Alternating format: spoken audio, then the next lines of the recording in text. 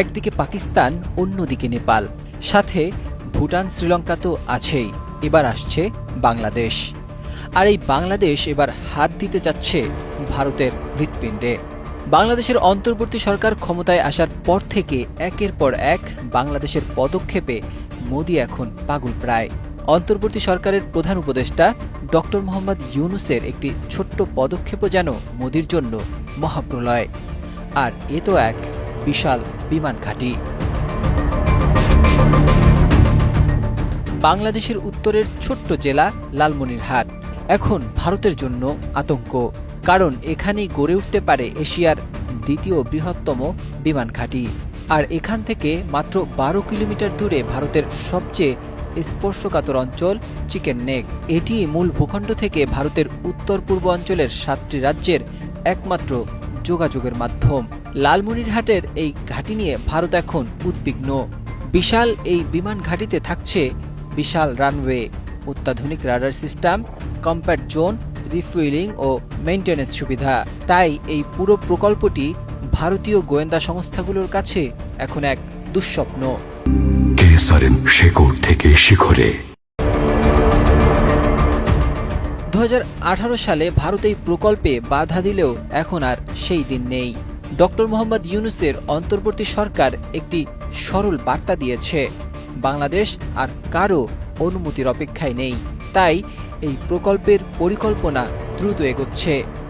এর মধ্যে রয়েছে 4000 মিটার দীর্ঘ রানওয়ে, 70টি যুদ্ধবিমান রাখার ক্ষমতা এবং ভবিষ্যতে যুদ্ধবিমান তৈরির পরিকল্পনাও। এটি শুধু একটি এয়ারবেস নয়, বরং এটি একটি আঞ্চলিক কৌশলগত বিপ্লব। চীন এই প্রকল্পে প্রায় $500 বিলিয়ন বিনিয়োগ করতে যাচ্ছে। ড্রোন ও রাডার সিস্টেমে কাতার ও তুরস্ক $200 ও $300 মিলিয়ন বিনিয়োগ করবে বলে আশা প্রকাশ করেছে। এমনকি যুক্তরাষ্ট্র পর্যন্ত আগ্রহ দেখিয়েছে। ফলে লালমনিরহাট আজ কেবল একটি ঘাঁটি নয়, বরং এটি আঞ্চলিক শক্তির নতুন কেন্দ্রবিন্দু। ভারতীয় মিডিয়ায় এই প্রকল্প নিয়ে হাহাকার শুরু হয়েছে। কেউ বলছে বাংলাদেশ চীনের হাতে তুলে দিচ্ছে চিকেন নেকের নিরাপত্তা, কিন্তু বাংলাদেশ স্পষ্ট জানিয়েছে এটি সম্পূর্ণভাবে বাংলাদেশের মালিকানাধীন। চীন শুধু নির্মাণ ও প্রযুক্তিগত সহায়তায় অংশ নিচ্ছে। এই এয়ারবেস আধা সামরিক ও বেসামরিক দুভাবেই পরিচালিত হবে। প্রশিক্ষণ, বাণিজ্যিক ফ্লাইট, জরুরি প্রয়োজনে সামরিকভাবে ব্যবহার হবে এই এয়ারবেস। সব মিলিয়ে এটি হবে মাল্টিফাংশনাল হাব।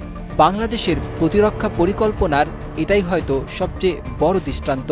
আর তাই আন্তর্জাতিক মিডিয়াগুলো বলছে বাংলাদেশ এখন আর কারো ছায়ায় দাঁড়িয়ে থাকা দেশ নয়, এখন সে নিজের সিদ্ধান্তে, নিজের স্বার্থে এগিয়ে যাচ্ছে। সামরিক বিশ্লেষকরা বলছেন এই পরিকল্পনাটি বাস্তবায়িত হলে ভারত ভূরাজনৈতিকভাবে কোণঠাসা হয়ে পড়বে, কারণ প্রকল্পটিতে ভারতের চিরশত্রু চীনের স্পর্শ রয়েছে।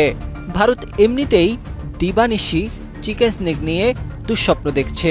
শুধুমাত্র ডক্টর ইউনূসের এক বক্তব্যেই চিকেন স্নেকে ভারত যে সামরিক সমারোহ ঘটিয়েছে, প্রকল্পটি বাস্তবায়িত হলে কি করবে তা সহজেই বোঝা যাচ্ছে। বিশেষ করে চীনের সাথে বাংলাদেশের দহরম মহরমে এমনিতেই ঘুম হারাম দেশটির। Desk report, 21 television.